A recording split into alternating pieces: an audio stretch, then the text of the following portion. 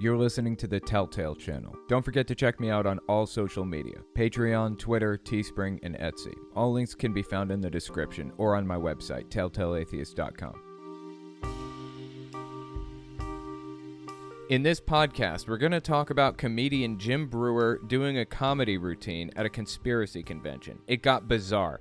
QAnoner Liz Crokin calling for Hillary Clinton's arrest over Pizzagate at a recent conspiracy convention. She did the same thing at an event held by Trump about a month ago.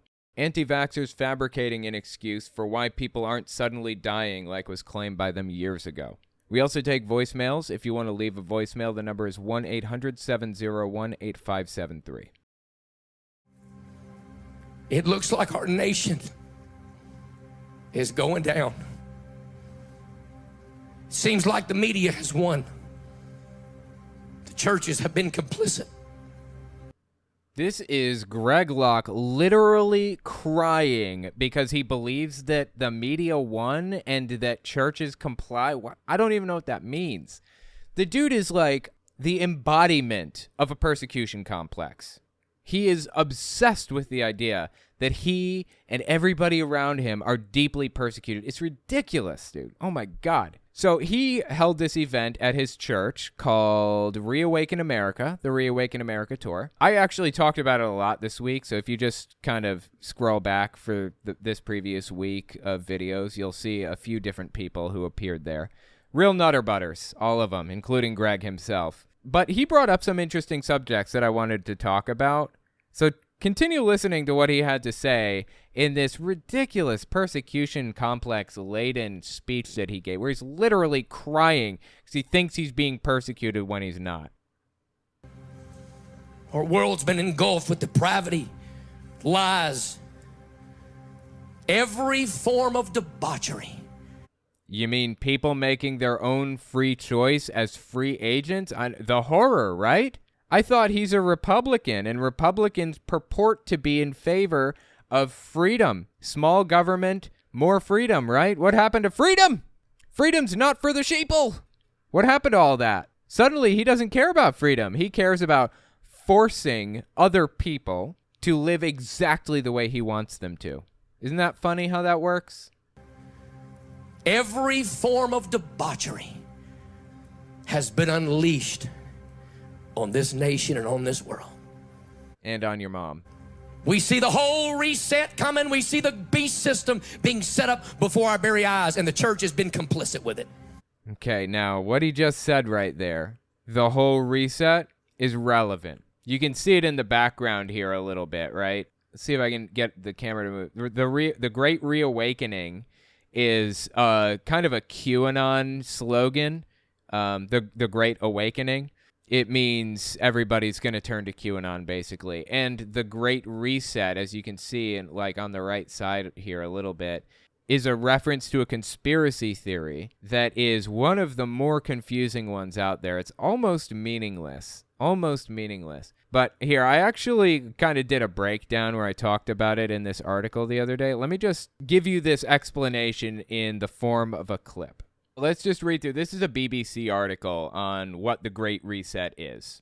This is the title, What is the Great Reset and How Did It Get Hijacked by Conspiracy Theories? A vague set of proposals from an influential organization has been transformed by online conspiracy theorists into a powerful viral rallying cry. What is the truth behind the Great Reset? Believers spin dark tales about an authoritarian socialist world government run by powerful capitalists and politicians, a secret cabal that is broadcasting its plan around the world. Despite all the contradictions in the last sentence, thousands online have latched on to this latest reimagining of an old conspiracy theory, updated for the age of COVID. Yeah, the Great Reset conspiracy really came straight out of the Protocols of the Elders of Zion. This old book I've mentioned before multiple times, written by anti-Semitic people that basically describes the Jews' plan for world domination. It was completely made up then, and it's made up now. Anyway, let's keep reading this. Where did it begin? Like many popular conspiracy theories, this one starts with a grain of fact. In June 2020, so 5 months after COVID really came to the shores of the U.S. and the world started taking it seriously, June 2020, the Prince of Wales and the head of the annual Davos Summit launched an initiative calling for the pandemic to be seen as a chance for what they called a great reset of the global economy. A flashy launch video interspersed images of a world in chaos, a dead killer whale, a hurricane, a kangaroo caught in a fire, with a speech by Prince Charles. We have an incredible opportunity to create an entirely new sustainable industries, the prince said. The time to act is now. Now, as I'm sure you've surmised at this point, the Great Reset is a massive conspiracy theory that encompasses nearly everything, but doesn't really have any details. It's weird how it all formed out, but think about this. Who serves to gain from the conspiracy theory that we have to prevent economies from serving the workers? The original plan that was being outlined at the Davos summit, when it says calling for the pandemic to be seen as a chance to reset the global economy, they were saying reset it to be more amicable and fair and more equitable to workers. Serve workers' rights. Who serves to gain from spreading this conspiracy theory, really? You can't convince me that billionaires around the world were not involved in turning this into a conspiracy theory. You can't convince me. The other founder of the initiative is Professor Klaus Schwab, head of the World Economic Forum, which organizes an annual summit in a Swiss ski resort for some of the world's wealthiest and most powerful people. He explained the idea behind the Great Reset in an article accompanying the launch. The pandemic represents a rare but narrow window of opportunity to reflect, reimagine, and reset our world to create a healthier, more equitable, and more prosperous future. Who do you think had an investment in making this fall apart and turn into a conspiracy theory? Who do we know that is opposed to making things more fair and equitable and healthier? And suddenly, out of nowhere, it just explodes, and every conspiracy theorist in the world buys into this Great Reset thing. There's a Great Reset podcast and even a 280-page book, but the plan is light on specific detail. Professor Schwab does speak about a wealth tax and ending fossil fuel subsidies. Interesting. Who would be opposed to those things, I wonder? But the scope is huge, covering technology, climate change, the future of work, international security, and other themes, and it's difficult to see precisely what the Great Reset might mean in practice. This lack of clarity, combined with the plan being launched by an influential organization, provided fertile ground for conspiracy theories to grow. This is Klaus Schwab right here. A conspiracy theory is born. The proposals, along with the WEF itself, face legitimate criticism from a variety of sources. Conservative political figures and media outlets accuse the organization of pushing for environmental policies that would hurt the economy. Weird, huh? So it sounds like the Great Reset was intended to improve environmental policies, to make the world more equitable and fair for the worker. What were some of the other things they listed here? Create a wealth tax, work on technology, work on climate change, work on privacy rights, a whole bunch of other stuff. Such a weird... Who created this conspiracy, I wonder? What group of people would be opposed to these things? This is so weird. We'll never know. We'll never know who was opposed to this. What group of people could have started this conspiracy theory? It's just a mystery. There are questions about whether unelected individuals like Mr. Schwab should have the power to lobby so prominently for ideas that could potentially transform the global economy. Okay, well, he's unelected, but he's free to voice his interests and concerns. Everybody is. That's the nature of democracy. The Davos meeting is certainly filled with powerful people who have a huge influence on world events. There are also concerns about the impact of technology on civil liberties and jobs. But the real energy online is not about legitimate political questions, discussions about fossil fuels and income inequality, but in the shape of wild and unsubstantiated claims. The term Great Reset has received more than 8 million interactions on Facebook and been shared almost 2 million times on Twitter since the initiative was launched, according to BBC Monitoring Research. Number of Great Reset posts on Facebook posts using keywords between June 2020 and May 2021. Among the most popular posts are baseless statements that the Great Reset is a strategic part of a grand conspiracy by the global elite who somehow planned and managed the COVID-19 pandemic. In this narrative, lockdown restrictions were introduced not to curb the spread of the virus, but to deliberately bring about economic collapse and a socialist world government, albeit run for the benefit of powerful capitalists. So there's mention of the Great Reset when the plan comes out, June 2020. And then Justin Trudeau released a viral video about, the Great Reset, and it just exploded in the number of posts online about it. The number of posts on Facebook. Interesting, right? And then conspiracy theorists started coming up with all kinds of crazy ideas. In this narrative about the COVID-19 pandemic, lockdown restrictions were introduced not to curb the spread of the virus, but to deliberately bring about economic collapse and a socialist world government, albeit run for the benefit of powerful capitalists. The nebulousness of this conspiracy theory means it's found followers among anti-vax activists, anti-lockdown campaigners, New Age healers, and those on the far right and the far left. J.P. Sears he used to be kind of funny, but now he's a complete nutcase. And he's got like millions of subbies, I think. It's the guy in the middle of this picture right here. You'll own nothing and be happy, the Great Reset. Now look, Franklin Graham, televangelist, even got in on the action.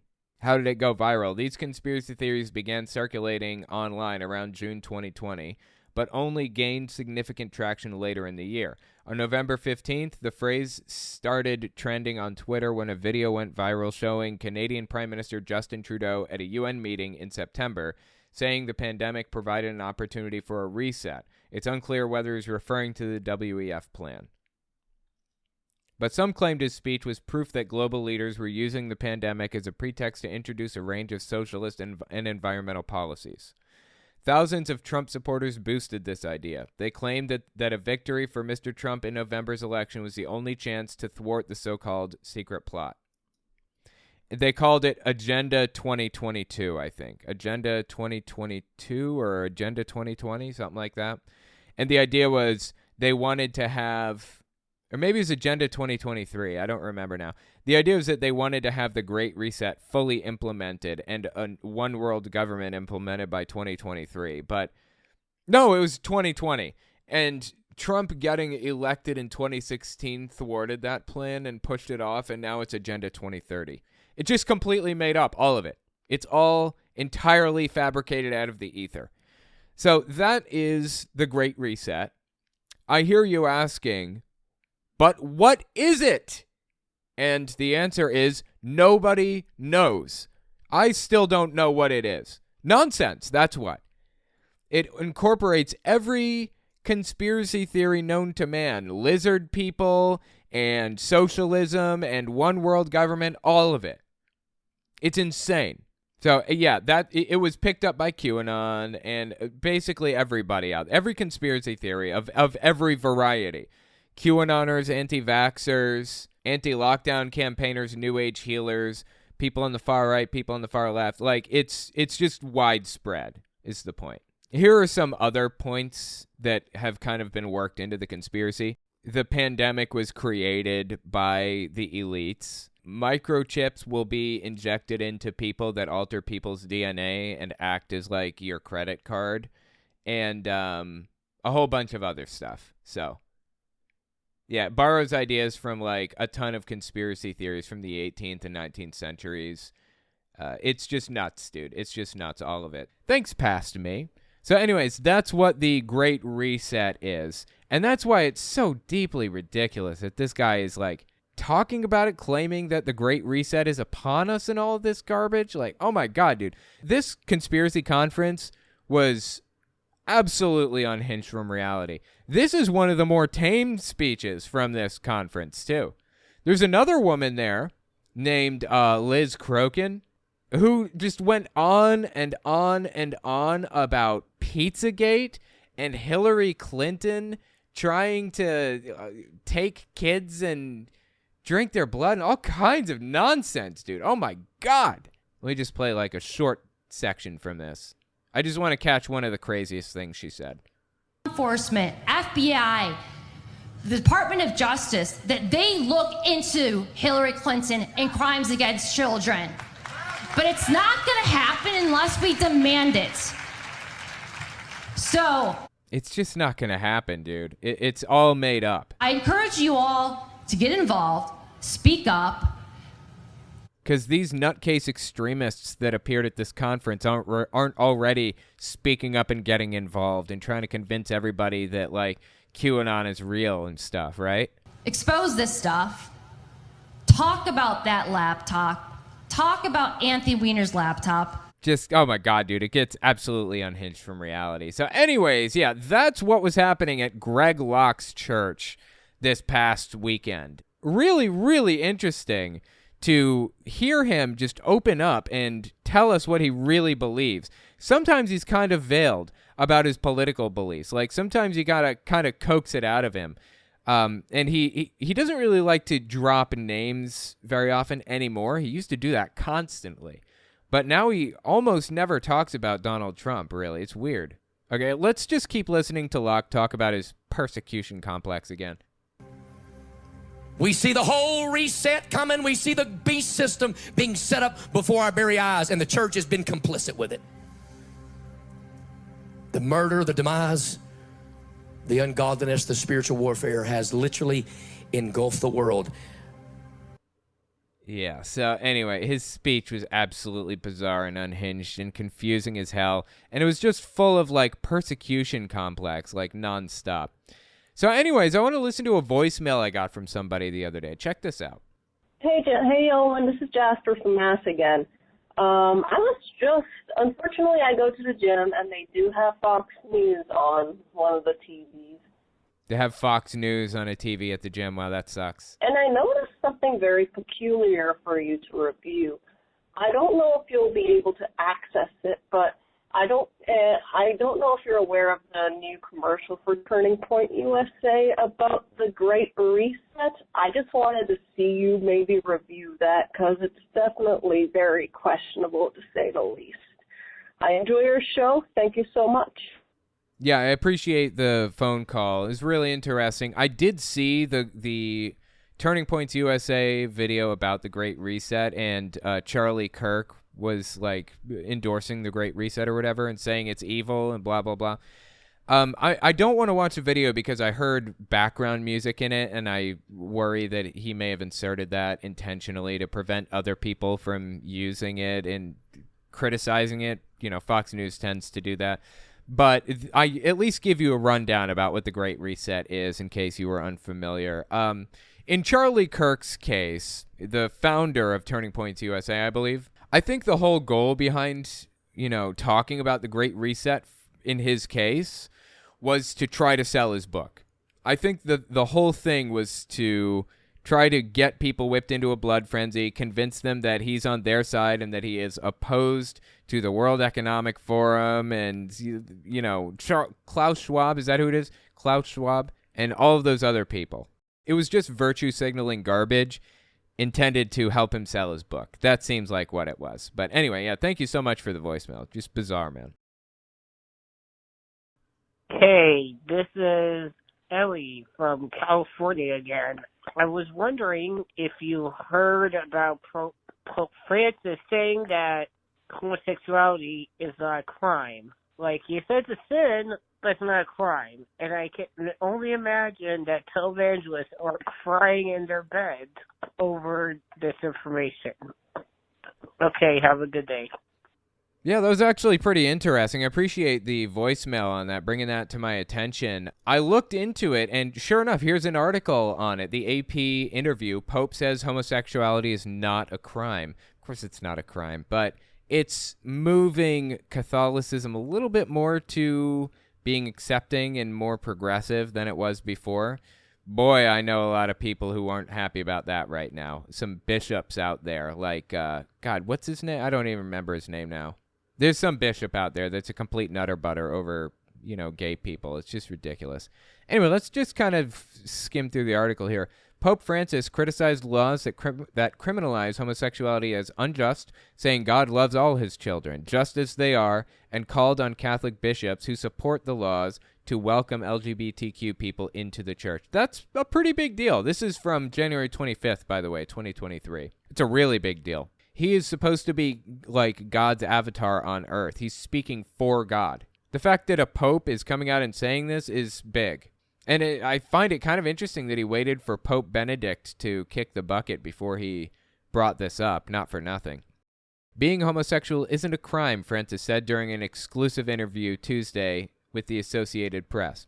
Francis acknowledged that Catholic bishops in some parts of the world support laws that criminalize homosexuality or discriminate against LGBTQ people, and he himself referred to the issue in terms of sin. But he attributed such attitudes to cultural backgrounds and said bishops in particular need to undergo a process of change to recognize the dignity of everyone. Well, the fact that he called it a sin in the first place isn't great. I'm not really happy about that. The Bible only mentions homosexuality a total of 6 times. I think 4 of them are in the Old Testament and 2 of them are in the New Testament. Now, the Old Testament, in my mind, is fulfilled. Jesus fulfilled it. So we don't have to even look back to it. We can look forward, right? A lot of people think that one of the mentions was about Sodom and Gomorrah being gay. No, it's not, actually. Sodom and Gomorrah were destroyed, according to Ezekiel 16:49 and 50, because of their ill treatment of the poor. Behold, this was the guilt of your sister Sodom. She and her daughters had pride, excess of food, and prosperous ease, but did not aid the poor and needy. They were haughty and did an abomination before me, so I removed them when I saw it. So Sodom and Gomorrah were not destroyed. Just ignore the buttery males. Sorry about that. Sodom and Gomorrah were not destroyed because of, gay people or whatever. The only mentions are like in the old law and a couple of other places, which in my mind are completely irrelevant now. We should look to what Jesus had to say on the subject, right? And would you be surprised to find that Jesus said nothing? He said nothing because it wasn't an important subject. If it were, he would have brought it up. Anyway, that's neither here nor there. So anyways, that's fantastic news about the Pope saying that it's not criminal and that it shouldn't be criminalized and that people shouldn't support, criminal, outlawing it or whatever else. That's good news. That's moving things in a more progressive direction. I want him to move further. I want him to stop calling it a sin, but that's a step in the right direction at least. Hey, I've been watching your Telltale Reads channel, and with the guy who's saying Trump is the Christ, you were talking about the number of pages in each chapter. Yeah. So if you're not familiar with this, I have a YouTube channel called Telltale Reads, and I read books. So I just got through reading Greg Locke's book, We Will Not Surrender Through Silence, This Means War, something like that. Each video I release on that channel is independent of the rest. You don't have to see the others to understand what's happening. If there's a subject that interests you, you can just jump in right there, see what's happening. But I read the book called Donald Trump, the Son of Man, the Christ. This is the cover right here. You may recognize it. There's a famous picture of a guy holding it at a Trump rally. He handed it out all over the place. Yeah, I just finished this book on Reads, and oh my God, dude, it was just something else.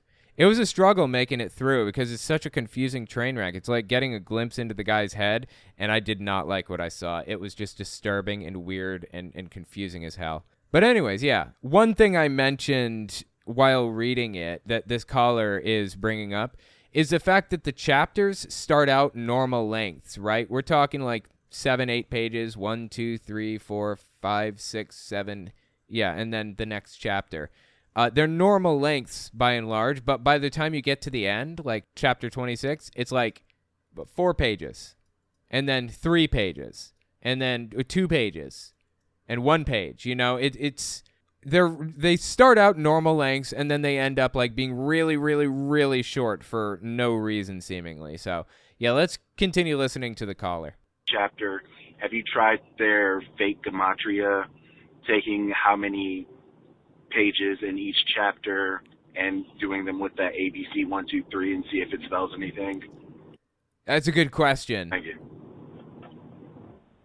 Yeah, that's a good question. That's a really good point. I have not tried that. And the reason I haven't tried that, if you don't know what gematria is, it's this ancient Hebrew thing where you assign a number to each letter, like A is 1, B is 2, C is 3, and you take a word and you add up all of the corresponding numbers and you end up with like a sentence, or you end up with like a message or whatever.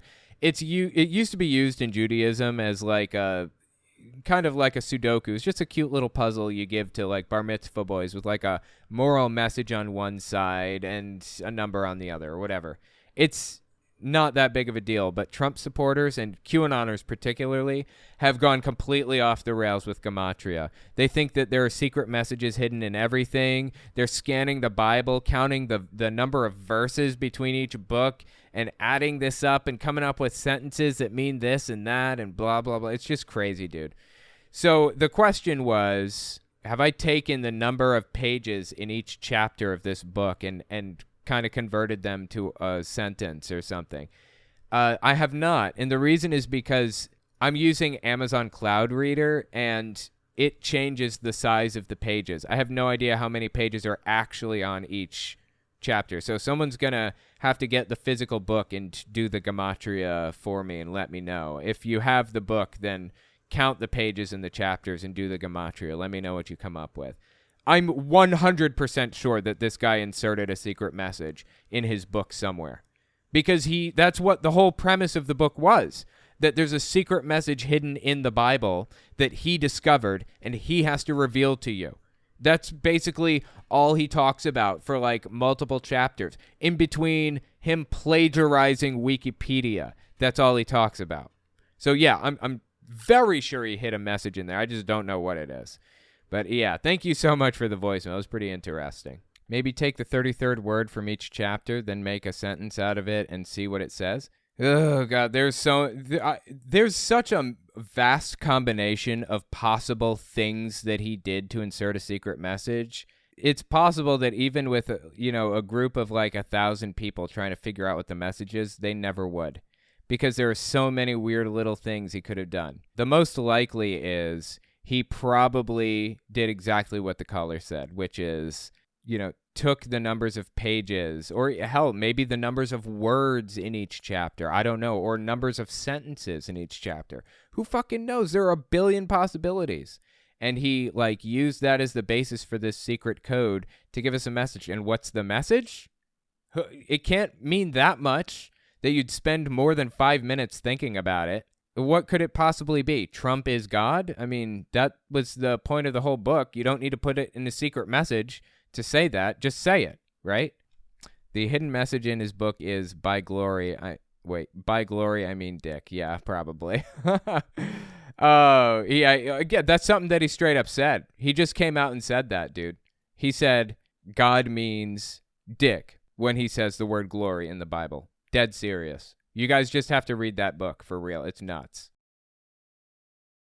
Birdie Gamer, do you think sanity will win and QAnon will lose relevance? It's a really good question. They largely already have lost relevance. QAnon gained prominence in 2017, 2018, 2019 by spreading memes that were hashtagged Save the Children and using this claim, this factoid, if you will, that 400,000 something children went missing per year in the United States alone. That's missing context in reality. Yes, those are missing persons reports for minors, but a lot of the time that's like a kid wandered off at a mall and went to another shop, and the report was filed and the police recovered the kid and returned them to the mother within an hour or something.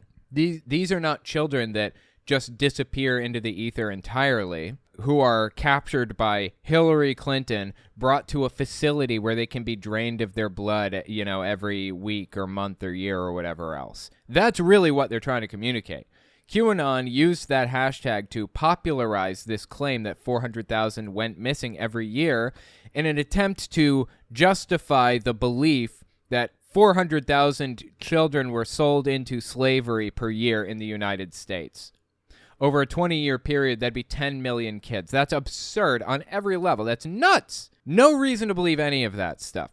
But using those hashtags, manipulating the algorithm of Instagram and Twitter and Facebook and all of the others, they gained massive prominence. And I strongly, deeply to the bottom of my heart believe QAnon is actually a Russian psyop. I believe that Russia was attempting to get a foot in U.S. politics, and it went viral. I have a lot of reasons for believing that, not least of which is because every time there's a conspiracy theory that comes out that only benefits the Kremlin and literally nobody else, it comes into the U.S. through QAnon. Like, here's one, for example, Delora O'Brien, full-blown QAnoner, nearly immediately after the Ukraine war started, and I'm talking a month after, everybody supported Ukraine at this point. Literally every person in America, or practically every person in America, supported Ukraine at this moment, right? Delora O'Brien, QAnoner, comes out with this conspiracy theory after the Ukraine war started. I'm not on Putin's side. I'm not on Zelensky's side. I'm not on Trump's side. I'm on God's side. God's side is the side of truth. It just so happens that right now, our President Trump is on the side of God. Trump had not been president for a year and 2 months when this video came out, but okay. Also, believe it or not, so is Putin. I don't, matter of fact, I don't believe it. Right before I came on here, this is what was sent to me. A Russian soldier, I even have his name and I can't give it. I'm sorry, I can't. Just research it. I'm sure it'll start coming out. And it never did. It never came out. Searching for bioweapons. There was him and a few of his the other soldiers. Interestingly enough, this conspiracy about bioweapons being seized or whatever in Ukraine, this was not a thing up until this moment when she started saying it. This wasn't a claim that was being made at this point in time that, you know, they were trying to cleanse Ukraine of bioweapons that were being operated by the U.S. or whatever. Up to this moment in time, Russia was still using the tagline, "We're fighting Nazis." It came to the point where Germany had to step in on Twitter and say, no, you're not. You are not fighting Nazis. We know what that means. We know what Nazis are all about, and you're not doing it. This is the moment in time, early March of 2022, when Putin decided to go with the claim that there were bioweapons that they were trying to seize in Ukraine. Completely made up. Nonsense. But here we have a QAnoner, of all people, pioneering this conspiracy theory in America. Weird, right? Really weird. What a weird thing to come out of QAnon. Conspiracy theories that benefit literally nobody but Russia. Conspiracy theories that literally no one was saying except for Russia. Searching for bioweapons in central Ukraine, stumbled upon a child trafficking den. And that's how they got it to appeal to the QAnoners in general. They fit in this conspiracy that Russia wants to propagate throughout the world, and then they link it to something that they know QAnoners will really care about. Save the children, right? QAnon is an arm of the Russian government, and it's recycled Nazi propaganda. Dead serious. Anyway, thank you so much for the super chat. So Birdie Gamer says, do you think that sanity will win and QAnon will lose relevance? The answer is QAnon has already lost a lot of relevance, but it keeps getting relevance pumped back into it by Russian propaganda campaigns. So I don't think it will ever be at the peak that it previously reached in 2017, 2018, 19, but it will never fully die because it's being funded by a foreign government, in my humble opinion, in my informed opinion. As time goes on, society gets more and more progressive. Like, look at the wins that we've had. We won women's right to vote. We won ending slavery. Not necessarily in that order. We won ending black segregation. They don't have to use different water fountains or bathrooms anymore. We won women's right to have a credit card and rent a car, and rent a house in their name. We won the right for gay people to get married. We won all of these things, and it was generation after generation, lots of hard work and struggle and fighting. Hell, I mean, not even civil rights issues, but we won the battle on climate change largely. Basically, everybody accepts that climate change is real at this point. There's still some outliers, some nutter butters out there that are trying to throw a wrench into the works, but by and large, society has accepted that climate change is a real problem now. Certainly more than they did in the 2000s, right? As time goes on, society gets better. It gets more progressive. It moves further to the left. And the right keeps trying to go back to a time when things weren't the way they are. The 50s, presumably, or the 60s or 70s or 80s or whenever it is. It's not now. It's earlier, right? The left wants to move forward. The right wants to move backward. Unfortunately for the right, society always moves forward. So I know it feels bleak sometimes. It's really not. We will move forward. We will progress. We will build on the accomplishments that we've got right now.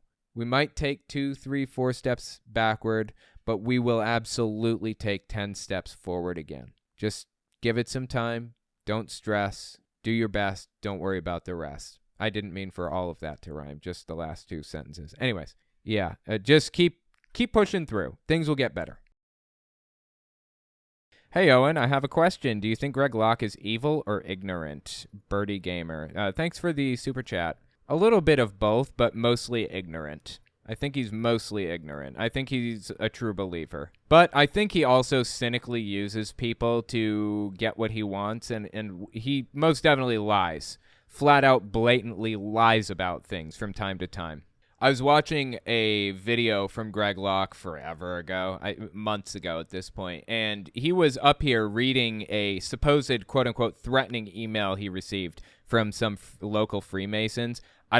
I looked up, the person that sent the email isn't real. There's no record of that person existing in the area or in the Freemason logbook or anything like that. Also, it's a name from the movie The Good, the Bad, and the Ugly, so I'm really skeptical that this email even existed in the first place, but Greg Locke is out here reading this supposed threatening email from Freemasons that he received, supposedly, and then he does this. This happened October 26, 2022, by the by. God strike me dead right now if I'm lying. Honey, come here to me, I ain't crazy.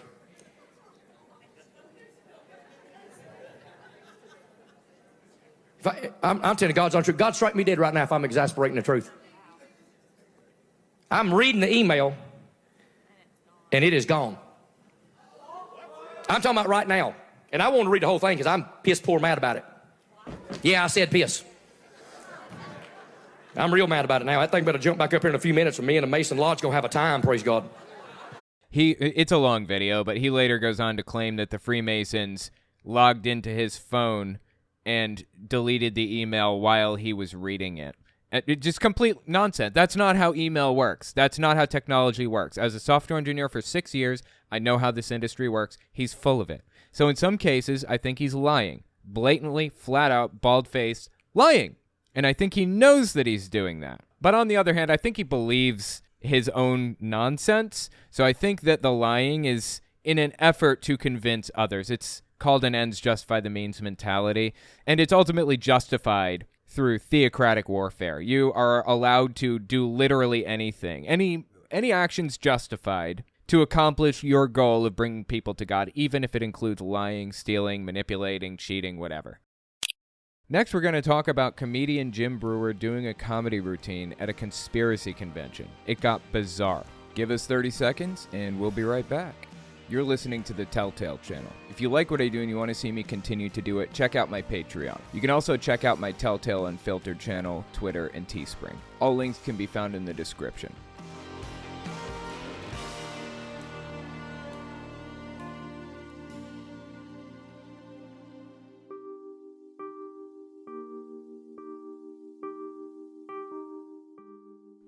What are you, one of those conspiracy theorists?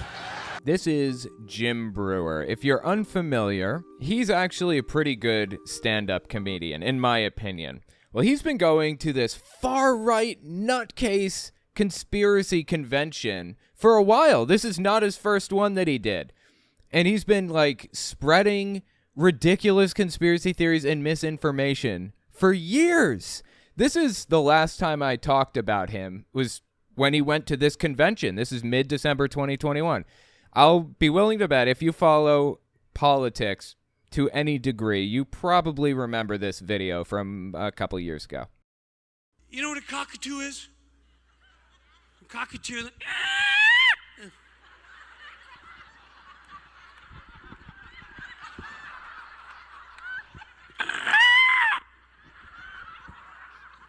And that's what everyone's become. Little cockatoos staring at the screen. Facts and figures, facts and figures. Dr. Fauci, Dr. Fauci.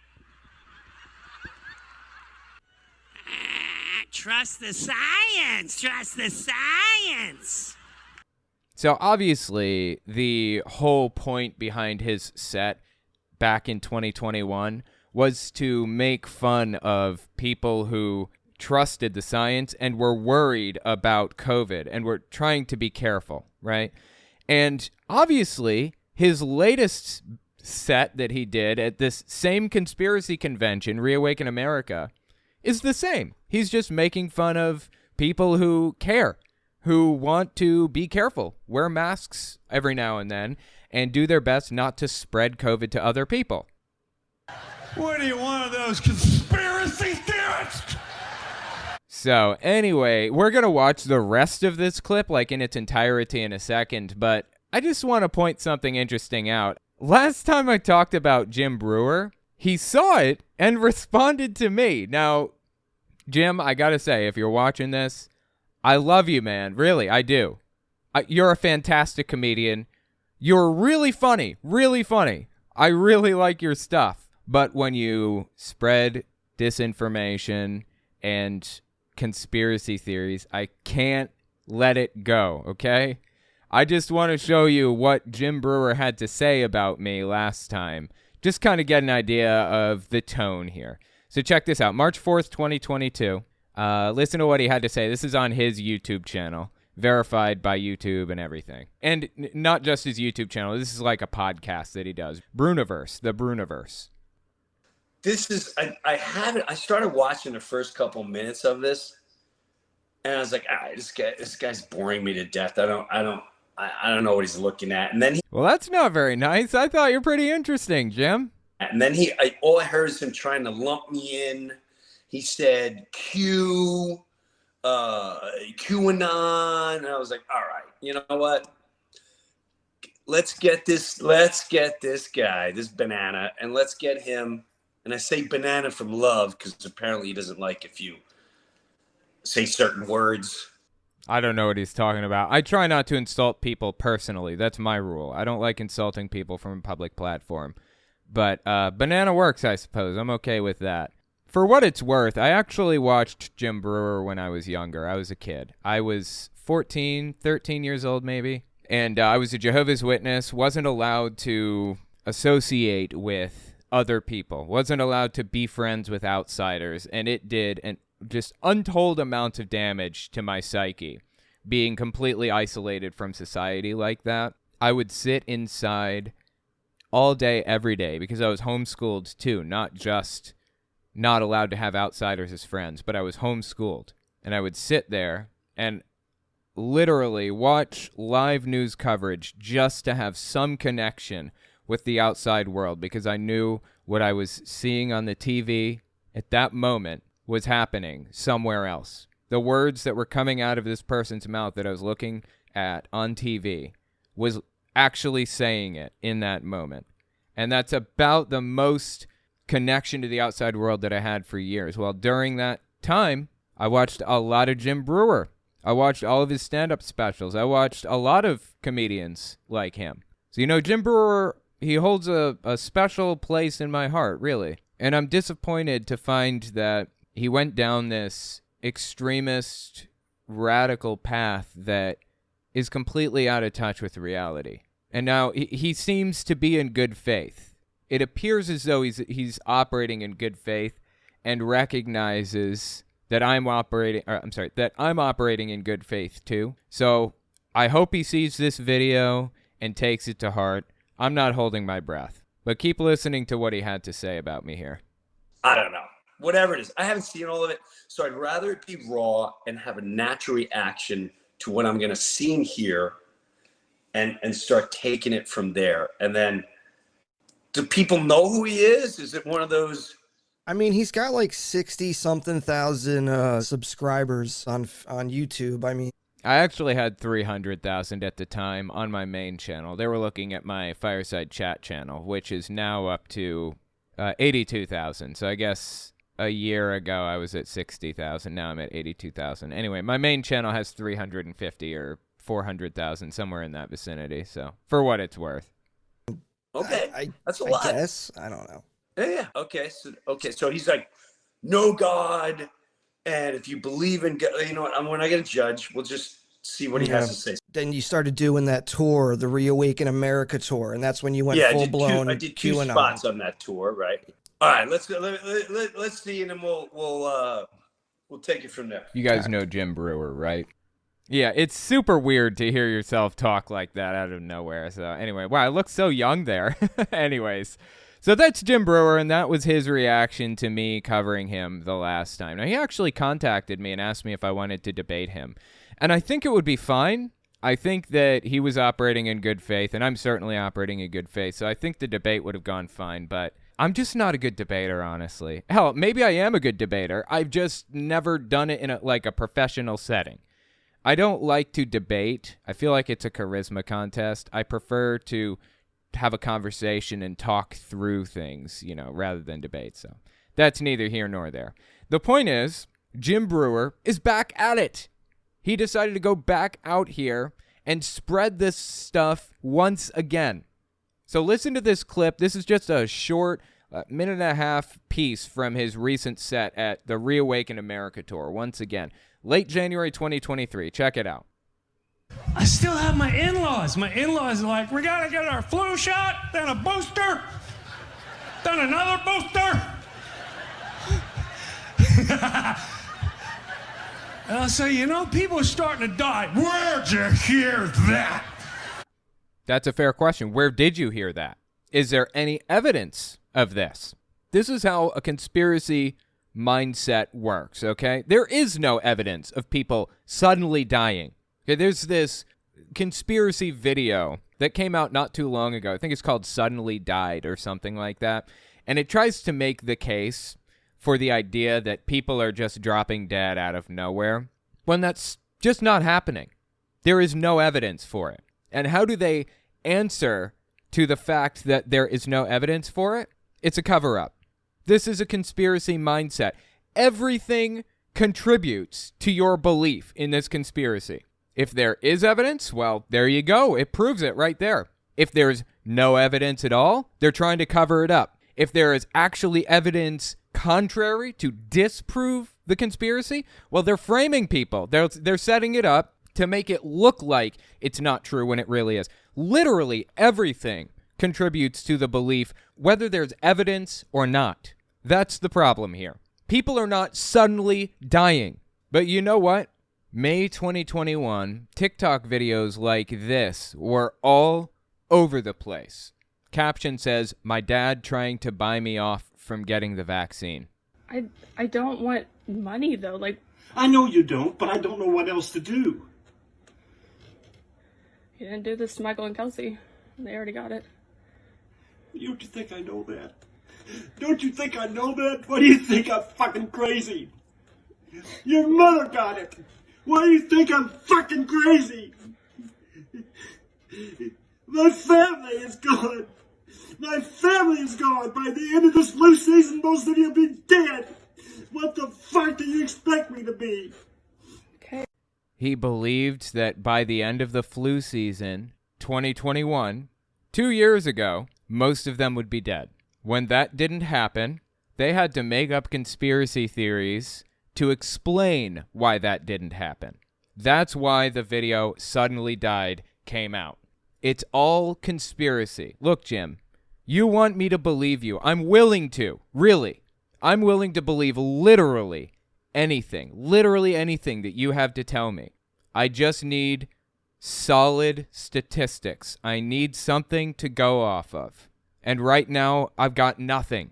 Now, I'm not opposed to him telling these jokes. I think the jokes are dumb as dog shit, but that's just because of my political position. The guy's really funny, actually. He really is. If his jokes weren't political, he would actually be really, really funny. Just his mannerisms, his cadence, his tone, everything. He knows how to craft a joke, really. He really does. Just make it about something that's actually an entertaining subject is all I'm asking. Anyway, keep listening to his set at Reawaken America this past year. That. What are you, one of those conspiracy theorists? It's a good question, Jim. I mean, really. Where'd you hear that?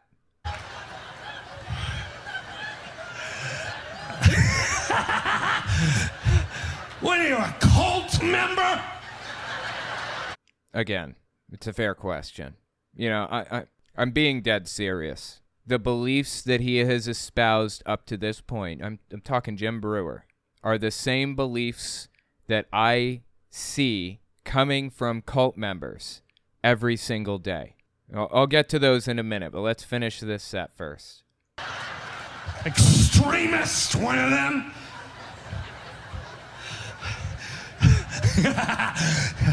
Here in the NFL.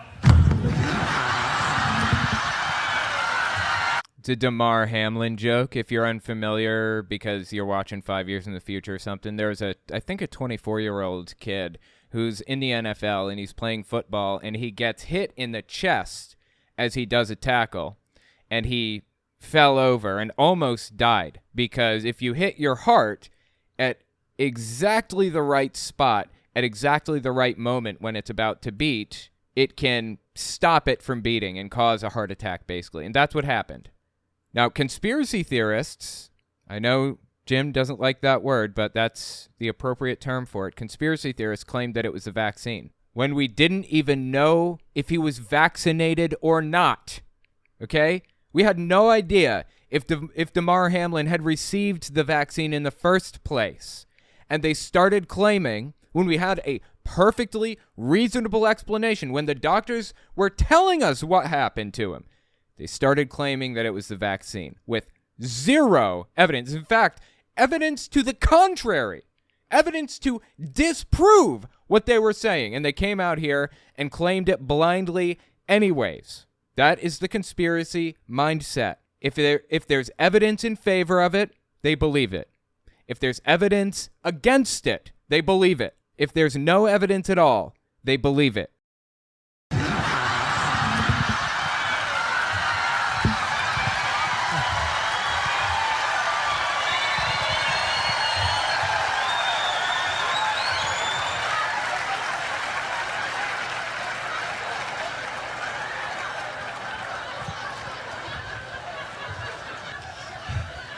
Crazy conspiracy theorist. Yeah, I mean, I'm sorry, man. If you want me to believe this stuff, you got to give me evidence. I just need evidence. That's it. Now, usually when I say that, I just need evidence, they'll come out and they'll say, well, conspiracy theorists have like 27 wins and 0 losses so far, which is complete nonsense. That's not true at all. But even if it were true, even if that were the case, like the COVID lab leak conspiracy theory, COVID did not leak from a lab, as far as we can tell. But if scientists came out tomorrow and discovered that, in fact, it had, you would not have been justified in assuming that before the evidence came, okay? You can't make these assumptions blindly with zero evidence and count it as a win when it turns out it was the case. You were not justified in believing this stuff before the evidence came out. I just want to really drill this home. Since we're talking about Jim Brewer, I mean, look, if you're really curious about this guy, you can go back and watch my other video with him. It's on my Fireside chat channel. But I just want to show you why I called him a QAnoner in the first place, like forever ago, like a year or two ago. I have like multiple videos of the things that the guy has said. If you're curious, I got it from Right Wing Watch's Twitter account. It's not like I stalked the guy or something. I just happened across these clips from him. But this one is from late January 2022. He was on his own podcast, The Bruniverse. Listen to what he had to say. I'm telling you, people, when you see this, It's a very special club. You had to be indoctrinated to get that club. He's saying when people cover the side of their face like this, and you see it in a picture, it's a sign that they are an elite groomer, secret cabal, adrenochrome drinking, blah, blah, blah, blah. That's what he's saying right now. Seriously. When you see black eyes, that's a club. You have to be indoctrinated by that club. And people believe that he knows what he's talking about because he is, quote unquote, an elite, i.e., he's got a lot of money and he knows a lot of people that are high up because he's, he was on SNL for a while and stuff like that. He's famous, super famous. There you go. That's the meat dress of Lady Gaga. Now, you ain't telling me she joined a special, creepy, demonic club. And when these people are finally put... Dude, did you ever consider the possibility that maybe she's just a fucking weirdo? That one ever cross your mind? Maybe she's just weird. Maybe she just does weird things. Maybe she likes being shocking in public. Lots of celebrities like being shocking. Why did you assume it was demons? In that category, the demons that are pulling their strings put them on the highest ladder to become popular, to sway everyone in the wrong direction. It's been a classic move since the beginning of time. Roman Empire, it goes on and on and on and on. Absolutely unhinged from reality. I'm sorry, Jim. I'm sorry, man. The ideas that you're laying out for us are ridiculous. There's no evidence to back any of them up. And guess what? That doesn't mean that we should believe it despite that fact. I need something. Give me anything. I will believe whatever you tell me, whatever. I just need you to, give me something to work off of, is it. That's all I need. And suddenly, you got a platform with 350,000 subscribers to shout your message out to. If you could just prove it to me. That's all I'm asking. Prove it. If you're curious, Jim Brewer went to that event, the Reawaken America Tour. This is the leader of the Reawaken America Tour, the founder, the guy who started and runs the conference currently. This is Clay Clark. I want to give you an idea of the types of things that Clay Clark believes. Okay, now this isn't like a guilt by association type of situation. I'm okay with Jim Brewer showing up at this place. I just want to give you an idea of what kind of place this is. I want to give you an idea of the types of ideas that are being espoused there. This isn't just like some moderate, run a middle-of-the-road convention where people are getting together and having a good time and just chatting. This is a full-blown QAnon conspiracy theorist event. Now, for what it's worth, I think Clay Clark specifically denounces QAnon since they claimed that they were hit with an anthrax attack at one of his events. Complete nonsense. Anyway, so I guess not technically QAnon, but that level. Just listen to what he had to say here, early January 2022. This is Clay Clark. The models that said that 2.2 million Americans would die from COVID, those are false, and they're funded by Bill Gates. I got it, okay? The PCR tests are false, and the guy who invented them, Kerry Mullis, has said Fauci's a pathological liar. The treatments for COVID are being withheld, okay? Then I researched at timetofreeamerica.com. I put all my research there. But I discovered that the Rockefeller plan, which I had in my possession, had been written in 2010, which called for the release of a synthetic virus, quarantines, curfews, mandates, forced vaccinations, and ultimately putting you into quarantine camps if you don't take the RNA-modifying nanotechnology.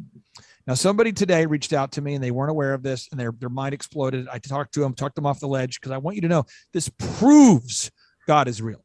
If any of that were true, it still wouldn't prove God was real, okay? And also, you forgot your tinfoil hat. All of that is absolutely unhinged from reality. You think that's bad? It gets even worse. Check this one out. This one's late March 2022. This dude goes so far off the rails you can't even see him from where you're standing. What do people need to understand in your estimation? What we need to understand is that Congress is working on legislation called H.R. 6666. It's H.R. and then 4 sixes. That legislation, if that were passed, would make every single person on the planet, or at least in America, to take an RNA-modifying nanotechnology inside your body that has the capacity to control your thoughts.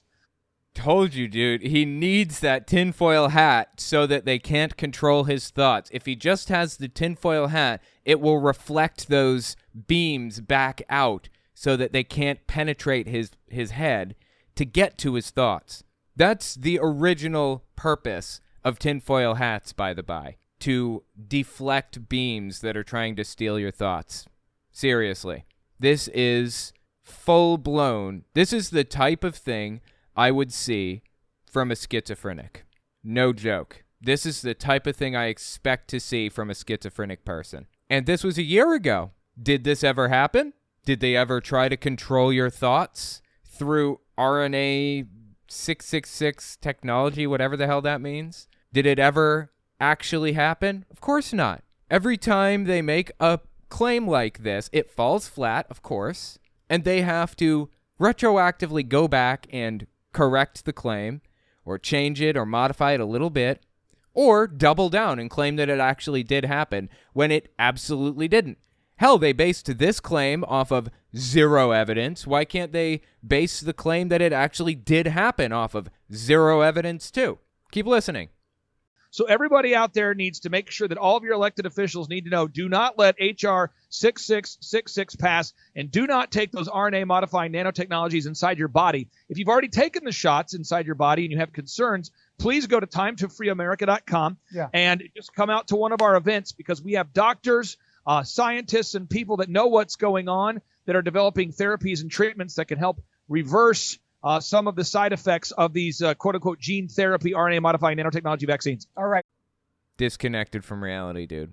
The dude is no longer living in reality with the rest of us, straight up. I mean, if that doesn't seal the deal for you, God, I hope I don't get a copyright strike or something. Check this out. This is one of the, I guess they had a band show up and play a song at the, whatchamacallit, at the Reawaken America tour. Listen to this. What you say, stop the shot, stop the shot. Saying stop the shot. Devastate the broken fate of the viral state that threatens where we stay. Stop the shot, sing it. Stop the shot, stop this shot. It might be hot. We lost the plot. We'll find another way. We've lost the plot, he says. Yeah, I would say so. Stop the shot, yeah. Stop the shot. 'Cause ivermectin you can trust. 'Cause ivermectin you can trust. Oh my God, dude. It's as dependable as a New York City bus. Is that good or bad? A New York City bus? I mean, New York City bus has been pretty dependable to me. And if they're late, which does happen sometimes, there's another one coming in 5 minutes. That they have it set up on a staggered schedule like that. But what was it that he said at the beginning? Let's listen one more time, just the very beginning here. Stop the shot. Stop the shot. To devastate the broken fate of the viral state. To devastate the broken fate of the viral state? Of the viral state that threatens where we stay. That threatens where we stay. I don't understand. What does that even mean? Has it not been proven by now that ivermectin is absolutely worthless as far as curing COVID goes? It's not helping anybody? I mean, this has been studied backward and forward. Ivermectin is not helpful. It was never helpful. Like, are these people ever going to accept the fact that they really are conspiracy theorists? At what point are they going to come back to reality with the rest of us? So, you know, people are starting to die. Where'd you hear that? What are you, one of those conspiracy theorists? He is, in fact, a conspiracy theorist. I'm sorry, man. Jim, please, convince me. You have my email address. Send me an email. I'll watch for it. I would love for you to convince me that you are correct on this stuff so that I can start spreading the truth too. If you are correct, I want to be correct also. That's all it'd take. It's just some proof. Well, let me know what you think about it in the comments. Next, we're going to talk about QAnoner Liz Crokin calling for Hillary Clinton's arrest over Pizzagate at a recent conspiracy convention. She did the same thing at an event held by Trump about a month ago. Give us 30 seconds, and we'll be right back. You're listening to the Telltale Channel. If you like what I do and you want to see me continue to do it, check out my Patreon. You can also check out my Telltale Unfiltered channel, Twitter, and Teespring. All links can be found in the description.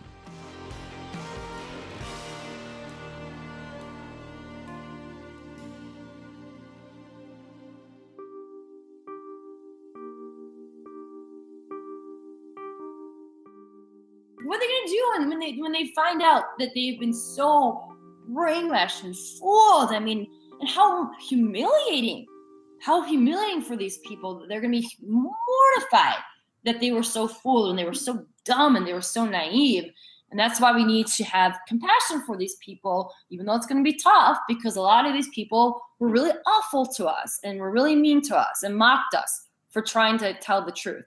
This is Liz Crokin, full-blown QAnoner, saying that you and I were really awful to her because she was spreading her QAnon beliefs all over everything, and we're going to be mortified when we find out that she was right about QAnon all along. Poor Liz Crokin. I just want to give you an idea of who this person is because she just showed up at a conspiracy convention just the other day and spread her nutter buttery all over everything. It is a mess. So I want to give you an idea of some of the other things that she said, some of the predictions she's made, some of the beliefs that she holds leading up to this. Check this one out. Early August 2019, she went on the MC Files is what it's called. Chris McDonald is the guy's name. He hosts all kinds of nutter butters. Check out what she had to say on there. Early August 2019. No one's going to beat President Trump, number one. And the media continues to lie about his numbers, and he won by a much bigger margin than the media to this day is reporting. Okay, so let me just break this down. 2019, this is before the election took place, about a year before the election, the 2020 election takes place. She says, nobody's going to beat Donald Trump. He is unbeatable as a presidential candidate because he's so loved and adored by everybody. And the media is painting an inaccurate picture of how hated he is. People actually love the guy. And the media to this day is reporting. So that's number one. Number two, I think this is all going to be a moot point because I think many of these candidates, if not all of them, will end up in jail before 2020. Many candidates will end up in jail before 2020. Wow. So she was making a prediction a year out that Biden and every other candidate that was running for president in 2020, originally, Bernie Sanders and whoever else was running, I forget now, they are all going to be in jail before the 2020 election, so it's not going to matter. I'm sorry, man. Look, she's upset that we're mocking her. Don't say stupid shit, okay? Don't say things like this, and you won't get mocked. So I was about to ask you that. I'm serious. So many of them are involved in crimes against humanity, treason, pay to play, and unfortunately, Go on. Treason, you say? Okay. Pay to play. And unfortunately, many of them are involved in child trafficking. So, are any of these candidates going to be standing by next summer? I truly wouldn't be surprised if none of them are standing. Absolutely nuts, dude. That was the QAnon way, to make all kinds of claims about an oncoming storm, is what they called it, the storm.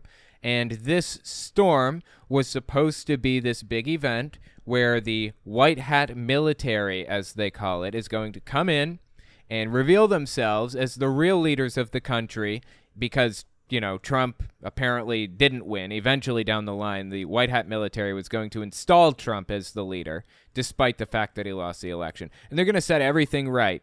They're going to correct all of the wrongs and arrest all of the people that did bad things, Joe Biden and Hillary Clinton and John Podesta and all the other people. and everything was going to work out in the end. Interestingly enough, the storm, as they call it, was actually supposed to be January 6th, or vice versa. January 6th was supposed to be the storm, actually, and it failed miserably. It's basically just a coup to take control of the U.S. government. They found out pretty quickly that they didn't have anywhere near as much support as they thought they did, and it all fell to pieces after that. QAnon didn't send another message after that for like years. Unfortunately, QAnon has come out of the woodwork once again. It's revived, the person that claims to be the guy that leads QAnon, Q Clearance Patriots, what he calls himself, has come out of the woodwork and he's started posting messages again. Nonsensical garbage, of course. But the true believers like Liz Crokin and the Praying Medic by the fact that they never gave up on it. They never stopped believing for a second, even though Q Clearance Patriot didn't post anything to any online forums to keep the belief system alive for years up until recently. This one's mid-August 2022. I just want to give you an idea of who she is because she showed up at a conspiracy convention, if you remember. I want to talk about that in a second, but I want to give you a well-formed out idea of who Liz Crokin really is and what she believes. Before we watch it, let me explain adrenochrome, though. Adrenochrome is oxygenated adrenaline, and it can be extracted pretty safely from the blood. Why would you? You wouldn't. There's no real purpose to it. QAnoners believe that it's used as a drug. It's not. You can buy it on eBay, or I don't know if biological materials are allowed to be sold on eBay or not, but people have bought it on eBay. It's really not hard to access. Scientists are legally allowed to access adrenochrome. It's just a chemical. Oxygenated adrenaline. And it doesn't do anything for you except give you a headache, basically. If you want adrenaline, you can just get adrenaline through like an EpiPen or by other means. Like adrenaline is available to be purchased. Why would you want to use spent adrenaline? That's what it is. Oxygenated adrenaline. Anyway, she claims adrenochrome is a secret drug that elites use, and it has to be extracted from children who are still alive. It's just nonsense. All of it. None of it's true. It's all easily disproven. Anyway, listen to this clip from Liz Crokin where she talks about adrenochrome. It's a core QAnon belief. That's why I mention it. The White Hats tainted the elites' adrenochrome supply with the coronavirus, and that's why so many members of the elites are getting the coronavirus, if indeed they do have the coronavirus. Wait, so she says she doesn't even know if they have the virus, but she's claiming that the White Hats tainted their supply with it? What? Like literally nothing she said just now made any sense at all to a logical person, to any person. So adrenochrome is a drug that the elites love. It comes from children. The drug is extracted from the pituitary gland. Adrenal gland is what she meant. And somebody in the chat says, are there any pros to it? No, there aren't. There aren't any pros. There are no benefits. There is no reason to ever take adrenochrome. Like I said, it's just a chemical that's used by scientists to study the way that adrenaline is processed through the body or whatever else. You don't want to eat it. It gives you a headache. That's it. It is not used, nor has it ever been used as a drug. It is not possible to use it as a drug because it's not a drug. It's just a chemical used in labs. That's it. The pituitary gland of tortured children. It's sold on the black market. It's the drug of the elites. It's their favorite drug. It is no. Beyond evil. It's demonic. It is so sick. So there is a theory that the White Hats tainted their adrenochrome supply with the coronavirus. Using that word theory a little liberally there, isn't she? No, there is no theory, quote unquote, about this. Just completely made up. All of it. But she is a true believer. Liz Crokin will say and do absolutely anything to buy into what Trump and QAnon believers are selling. I'd be willing to bet she even bought Donald Trump's NFTs. I would bet anything she's one of the people who purchased those things. January 20th, 2021. This is Inauguration Day. So Biden is inaugurated on this day. And this is where the clip from the very beginning came from, was this video. She is faced with the reality now that she was wrong. She is forced to face the reality that Joe Biden is the president of the United States and Donald Trump is not. That directly contradicts her already existing beliefs in QAnon. We will all be vindicated. I know it. I bet. Totally. Very soon. Definitely within our lifetimes, but very soon. Any minute now. Before President Trump's presidency is over. We are living in biblical times. We are living in a time where God is exposing all evil. And, I've been calling John Podesta for almost 2 years straight now, and people... Okay, if you're unfamiliar with this whole belief with QAnon, Podesta was Hillary Clinton's campaign manager, I believe, and he was victim of a spear phishing attack. It's like a hacking attack, basically, where somebody sends him an email to log into an account, his Apple account or his Android account, Google, or whatever it happens to be. You sign into your account through this link, and they say it's urgent. You have to sign up here now. So you click on the link in your email or your text or wherever you received this message, and you enter your username and password, and it redirects you to Google's website or whatever. And then it prompts you to enter your information again.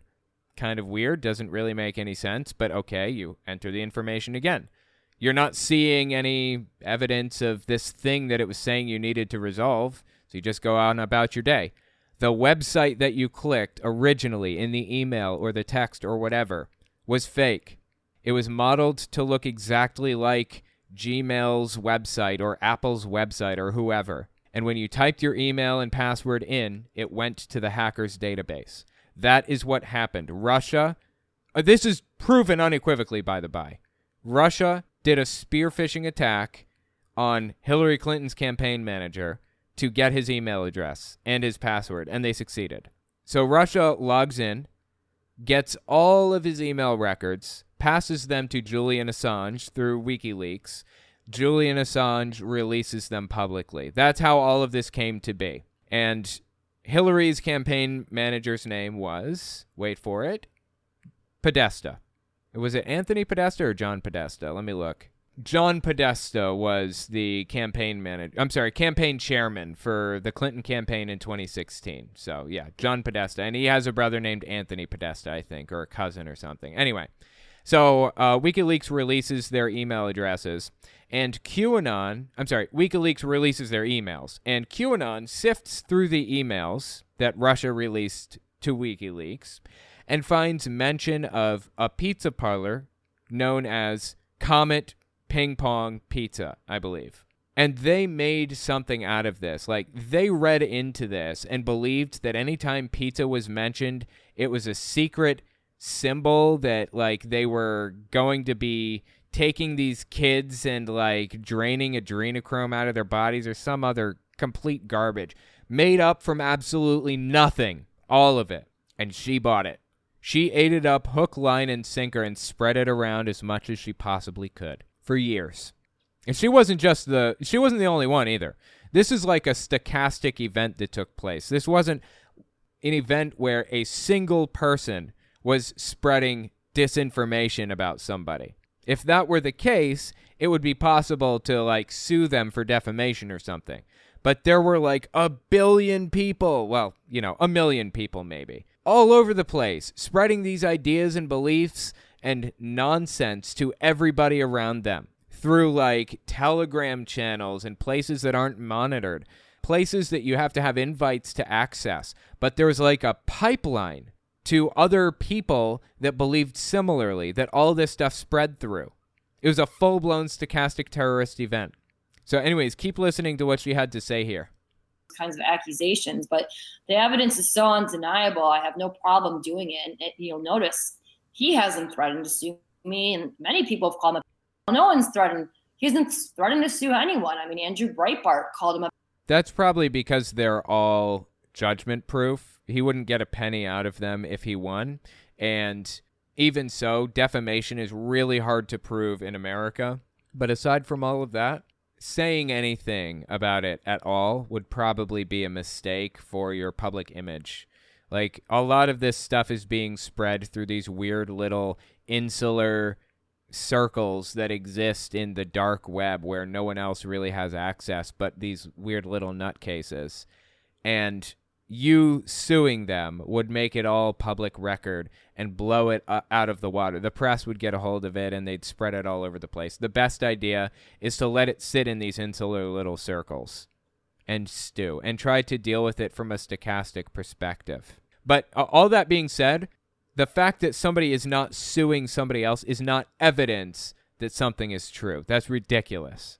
Maybe he doesn't have the money that he needs. Do you ever think about that one? Maybe he's not as rich as you believe him to be or something. Like, there are a billion reasons for this.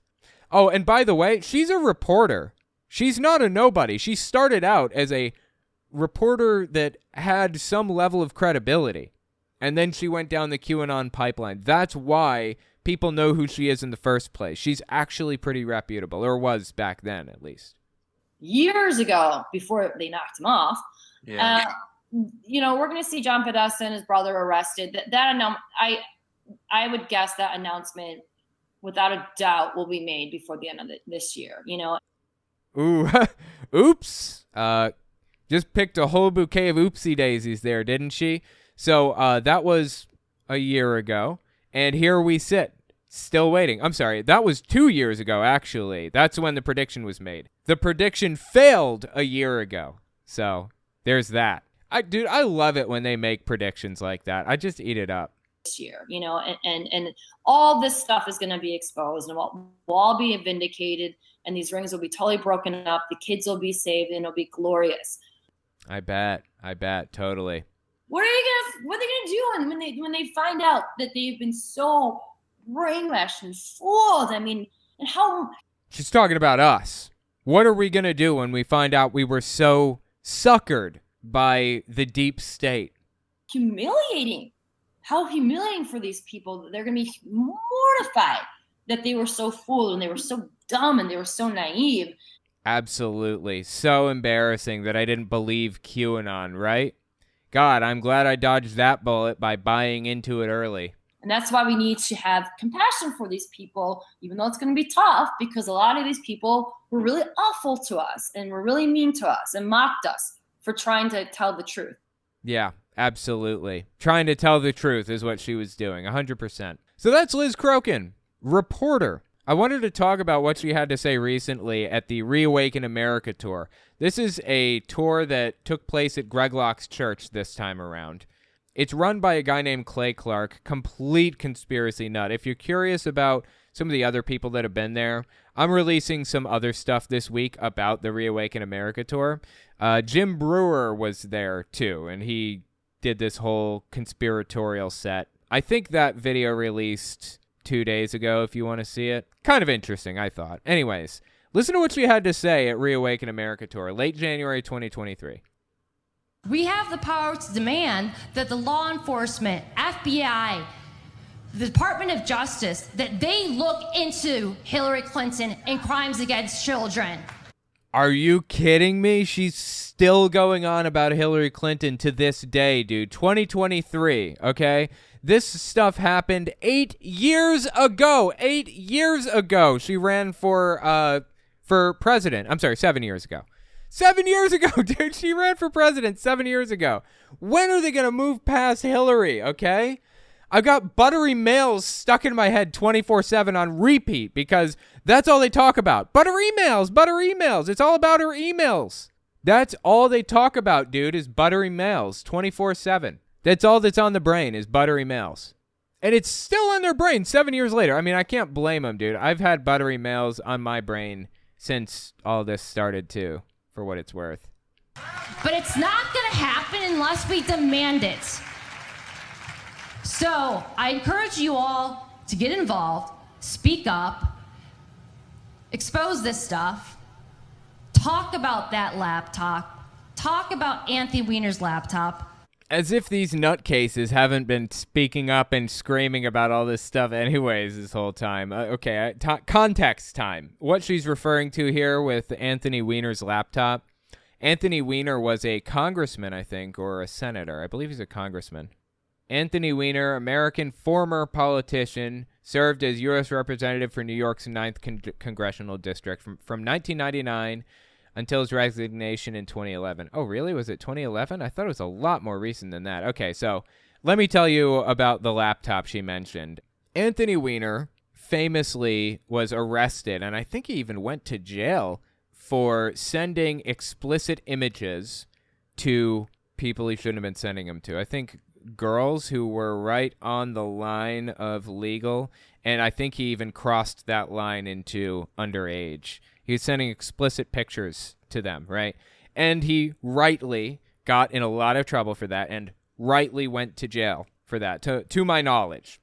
Well, according to QAnon, everything from here forward is complete nonsense and fabricated by the same people who showed up in Dallas on the grassy knoll to wait for JFK Jr. to show up, a dude that's been dead since 1994, so that he could run with Donald Trump for president. Oh, you thought I was joking, didn't you? Look at all these QAnon shirts. No, I was dead serious. QAnoners actually stood on the grassy knoll and waited for a dead man to show up to run with Donald Trump for run as his vice president or whatever. I'm not joking, okay? Those are the same people, okay? So everything that I say past this point is completely fabricated by those people. The story goes, according to QAnon, the cops showed up at Anthony Weiner's house to arrest him, and they found his laptop. Now, on that laptop was a video of Hillary Clinton and Anthony Weiner's wife, a.k.a. Huma Abedin, which is, I think, Hillary Clinton's secretary or something at one point. They were working together. So supposedly there's a video of Huma Abedin and Hillary Clinton on that laptop basically torturing this kid to get adrenochrome out of them, pretty much.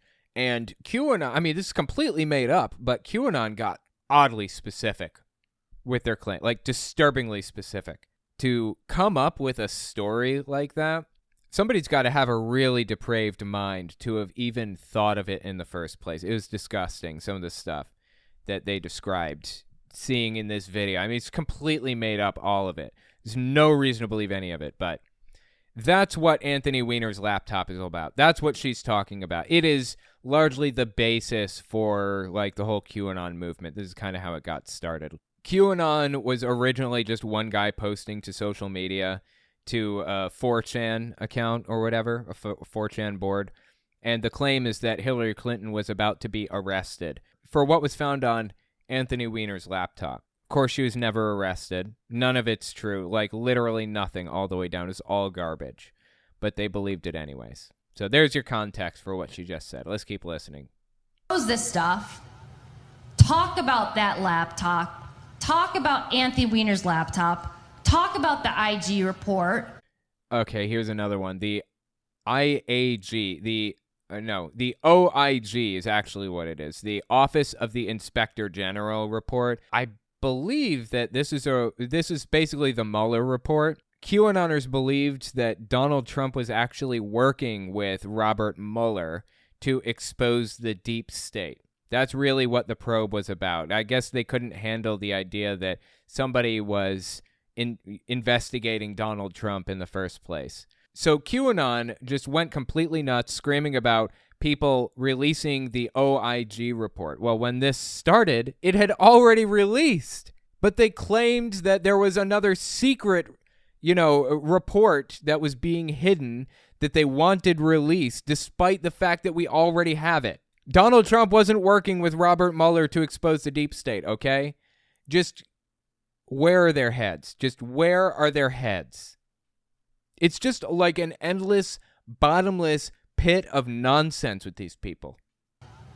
Talk about that laptop. Talk about Anthony Weiner's laptop. Talk about the IG report. Don't let people forget about it. If you want to see her locked up... Hillary, presumably. I don't think anybody cares anymore. Why do you still care? It's not going to happen if you don't do anything. So I encourage you all to get fired up, get involved, and don't stop fighting until that woman and all her associates get the justice that they deserve.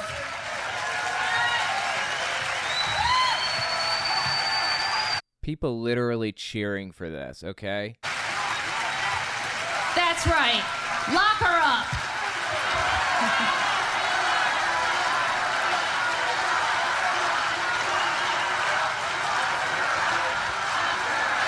They are literally cheering lock her up, dude. It's 2023 and they are cheering lock her up right now. What the hell is happening? That is absolutely unhinged from reality. That's not where it stops, dude. She went to Mar-a-Lago, Donald Trump's house, okay? And she gave this long-winded, drawn-out speech about Pizzagate. Remember earlier I mentioned John Podesta's emails and how he was victim of a spearfishing attack and all that stuff? And, you know, they claimed that anytime he said the word pizza, he was talking about, like, boys or something like that, and he was trying to capture kids and blah, blah, blah, whatever other thing. That's Pizzagate. That's what that is. They believed that in the basement of Comet Ping Pong Pizza Parlor, where the Podestas and the Clintons occasionally go to eat pizza and discuss things, they believed that in the basement they had people captured and kidnapped and tied up, and they were, I don't know, draining their adrenochrome to stay young or whatever other nonsense. Like, completely fabricated garbage.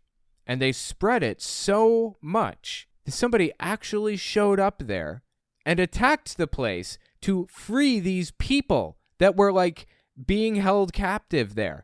There is no basement in this pizza parlor. It was all made up, all of it. That's what Pizzagate is. I thought that this was proven unequivocally. But here we have Liz Crokin talking about Pizzagate and QAnon at Donald Trump's house, mid-December 2022. But it's also important to note that some of the top people working at Balenciaga were also openly promoting cannibalism, satanic ritualistic abuse.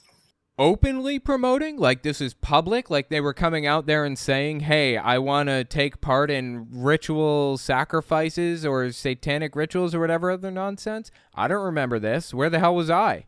This is something I'd be interested in, for real. Blood rituals, child abuse. I mean, some of the worst stuff you've ever seen. Now, when Pizzagate came out in There's that mention of Pizzagate, remember? It was made up then, and it's made up now. And here we are, 2023, and she's still repeating it. She is still spreading this nonsense to this day. Came out in 2016, a lot of associates of the Clintons shared very similar content on their social media pages. Dude, I don't even know what she's talking about. Shared similar content? Yeah, of course, they're politicians. Why wouldn't they share similar content? I share similar content with David Pakman, right? But doesn't mean like we're in some cabal together or some other shit. Like, what's she talking about right now? I encourage you to look into John and to Tony Podesta's art. Balenciaga, Pizzagate, the Podestas, it all ties together. I bet. Sure. Absolutely. You know what? She forgot her tinfoil hat. I'm just now noticing. I'm not sure where that hat is that she should be wearing right now. Seems like that's the next logical step for her, right? Is a tinfoil hat? Absolutely absurd, dude. Absolutely absurd. And here's where it gets interesting. I mean, you know, this is about the end, but I do want to point out that this event that she went to, this Reawaken America tour where she talked about all this stuff, this took place at none other than Greg Locke's church. He spoke at this event, and he held this event at his church. That should tell you all you need to know about Greg Locke, full-blown QAnoner. Anyway, let me know what you think about this in the comments. Let me know if you want to see more stuff like this. Next, we're going to talk about anti-vaxxers fabricating an excuse for why people aren't suddenly dying like was claimed by them years ago. Give us 30 seconds, and we'll be right back. You're listening to the Telltale Channel. If you like what I do and you want to see me continue to do it, check out my Patreon. You can also check out my Telltale Unfiltered channel, Twitter, and Teespring. All links can be found in the description.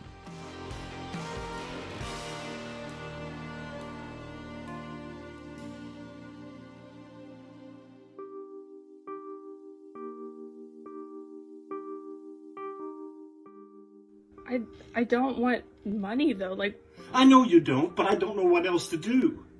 This is a dad trying to buy his daughter off from getting the vaccine back in 2021. he didn't do this to Michael and Kelsey. They already got it. Don't you think I know that? Don't you think I know that? What do you think? I'm crazy. What can we do to help these people? It is so deeply sad. Your mother got it. Why do you think I'm fucking crazy? My family is gone. My family is gone. By the end of this flu season, most of you will be dead. What the fuck do you expect me to be? This was common sentiment a few years ago.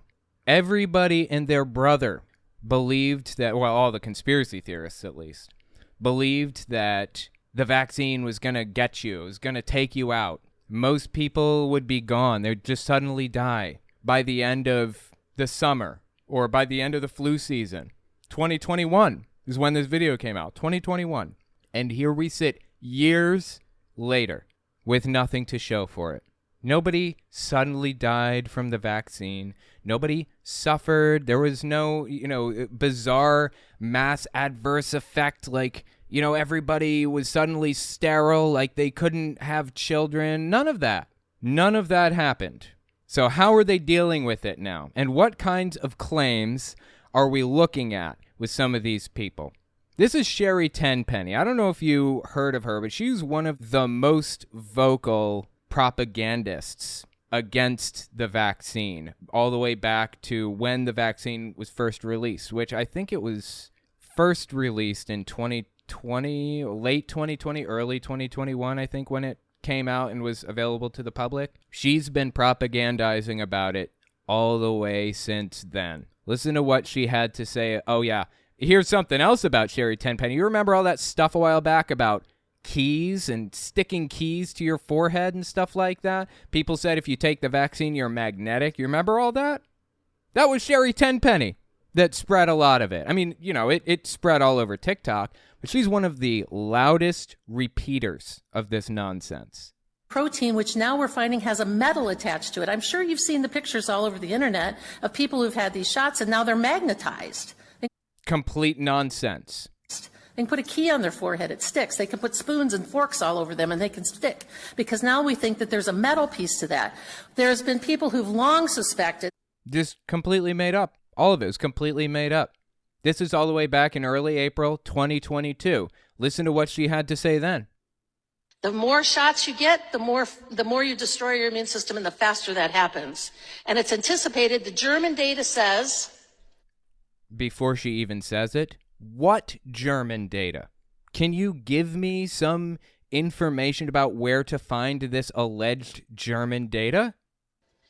That by the end of 2022, every fully vaccinated person over the age of 30 may have the equivalent of full-blown vaccine-induced immune-suppressed AIDS. She just claimed that people who got vaccinated are going to have AIDS from the vaccine. And when was it she said this is going to happen? That by the end of 2022. Ooh, yeah, that one didn't really play out the way you expected there, did it, Sherry? That one's kind of embarrassing. So I hear you asking, how did they deal with the fact that they just blatantly, flat out lied and got caught in that lie? How did they deal with that fact? Here we are, years later, and there's nothing to show for it. How many people did she say would have AIDS? Every fully vaccinated person over the age of 30. Every fully vaccinated person over the age of 30 will have AIDS by the end of 2022. It was made up. It was fabricated. And she knew it was BS, in my opinion. And now she has to account for the fact that she lied to everybody around her, to gigantic audiences. How does she deal with that? Well, she just came out and she had more to say on this subject. She went to a conference called the Reawaken America Tour. It was held at none other than our old buddy Greg Locke's church. He hosted the Reawaken America Tour with Clay Clark and a bunch of other Nutter Butters. And I wanted to see what she had to say about her past predictions or possibly future predictions at the Reawaken America Tour. Listen to this, late January 2023. Now we're seeing the tsunami of deaths that I've been talking about since the beginning of 21. Millions of people are going to die. You know, when Judy Interesting. We are seeing the tsunami of deaths. Millions of people are going to die. Just a flat-out blatant lie on her part. Do you have any idea how much millions of people is? Holy shit, dude. 58,000 people died in Vietnam, 40 million died in World War I, and 116,000 Americans died in World War I. She's saying millions of people are going to die in short order. Millions of people are going to die. You know, when Judy Mikovits came out on Plandemic. Plandemic is a conspiracy video that these types of people spread all over everything. Judy Mikovits came out on Plandemic at the beginning of that and said that more than 50 million people are going to die, and everybody was like, whoa. And when they started interviewing... Yeah, that makes sense. To say whoa to that. 50 million people? Do you have any idea how many people that is? That's 15% of the U.S. population. That is every black man, woman, and child in the country. That's how many people that is. That's absolutely insane that they would claim something like that. And she's saying it with a straight face. Keep listening. And when they started interviewing me and asked me what did I think about that number, I said it's way too low. So she thinks it's going to be more than 15%. Wow. She is so completely full of it. And she's saying it with a straight face. Does she believe this stuff? Is she a true believer? Or does she know she's lying? It's going to be much more than 50 million people in America alone. And we're already starting to see it. No, we aren't. Not a lick of evidence from these people, notice. They never provide evidence.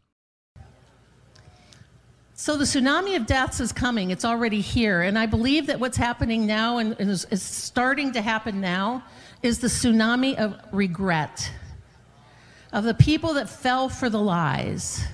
Your friends and family members and parents and children and all they did to your grandchildren just could not be told otherwise. I'm not feeling any regret. I got 4 shots or something like that. I have my vaccine card in my pocket. I carry that bad boy around. Absolutely zero regret from me or anybody that I know. See, this is the key to their whole belief system here. She claimed by the end of 2022, people were going to have full-blown AIDS if they got vaccinated and they were over 30. And lo and behold, that didn't happen. She claimed 50 million people were going to die, more even, and it never happened. How does she justify continuing this nonsense, spreading it even further, convincing more people that she was right all along? You know, there's something called cognitive dissonance. You've probably heard of this before, but there's a guy named Leon Festinger. He wrote a book called When Prophecy Fails, and it was about this UFO cult. These people, a professor at a college and his assistants and his students and some other people were involved in this whole thing, who were convinced that a UFO was going to come pick them up on December 23rd, I think, the day before the entire Earth is flooded, Noah's flood style. They were convinced the aliens were going to come. They're convinced they're receiving messages from the aliens actively. They're beaming information about this into their heads. And when January 23rd rolls around and nothing happened, what happened? How did they respond to that? They changed their beliefs. This book, When Prophecy Fails, and its author, Leon Festinger, are where the term cognitive dissonance was coined. Leon Festinger coined that term. He came up with it for this book, for this study. And he determined that when people are pushed up against a wall with their existing beliefs, and they have no way out of the claims that they've already made, they have no way to deal with the fact that they were wrong about something that they said. They deal with it in 4 different ways, okay? Now, there are only a couple that I'm really worried about, so let's talk about those. The first one that people do when they're faced with the fact that reality is not in line with their beliefs is they'll make up an entirely new story to fit the already existing beliefs and fit reality both, right? So Donald Trump is prophesied to be the president in 2022. Supposedly, this guy goes to the future. God takes him to the future and shows him in 2022, Donald Trump is the president, right? Went through this portal, nobody was wearing a mask. Glory to God. It was a thing of the past. The mask, the virus is going bye-bye. And I didn't know what year it was, so I saw a gentleman pass by me. And as he was passing by me, I'd asked him, I said, sir, what year is this? He goes, man, it's 2022. Don't you know? It's 2022. And I go, wow. Please tell me, who is the president? And he told me, he said, it's Donald Trump. Now, when you're faced with this type of situation, assuming that this guy is not blatantly bald-faced lying and he really does believe any of this stuff, when you're faced with this situation where the beliefs that you hold and reality are no longer working together, you have to change something, right? So he'll come up with a new explanation. And the explanation that he'll come up with, for example, might be, Donald Trump is actually really the president secretly. He really is. That's where you get people like Pastor Johnny Enlow claiming Trump is still the president to this day. In fact, he moved up. He's no longer just president of the United States. He's now president of Earth. He is recognized as the primary government leader on planet Earth. People need to know that. From heaven, President Trump is recognized as the primary government leader on planet Earth. So for our purposes, cognitive dissonance has 2 primary solutions to resolve that inconsistency. Really what it is just a stress in your mind that needs to be alleviated. The first way people alleviate that stress is by making something up, creating a new story, fabricating something new that fits both your already existing beliefs and reality. And the other way that people deal with cognitive dissonance is to evangelize. Convince everybody around you that you were right all along. That helps alleviate that stress in your mind, realizing that you were wrong all along. The more people you can convince, the more the stress goes away. And that's why, in my opinion, that's why I believe that Sherry Tenpenny is out here trying to convince everybody that there really are people dying suddenly. She made some pretty on-the-point claims about people over 30 having AIDS by the end of 2022 and stuff. And here we sit with nothing to show for it, no evidence to be found. So what's the next logical step for her in this illogical situation? The next logical step is to alleviate that cognitive dissonance stress. Make up a story that makes your already existing beliefs merge with reality and spread it to as many people as you can. And that's what we're witnessing right now with Sherry Tenpenny. America alone. And we're already starting to see it. So the tsunami of deaths is coming. It's already here. And I believe that what's happening now and is starting to happen now is the tsunami of regret of the people that fell for the lies. Your friends and family members and parents and children and all they did to your grandchildren just could not be told otherwise. Completely made up. There is no quote-unquote tsunami of regret. I've not heard a single person tell me that they regretted getting the vaccine. Literally not one. I haven't seen it online or anywhere at all. It's just made up to try to alleviate that cognitive dissonance stress. But now that people are dying like flies, I mean, my business partner has 83 close people in his life that have died. Who has 83 close people in their life? Holy shit, dude. That's a lot of people. There are actually statistics on this. Hang on.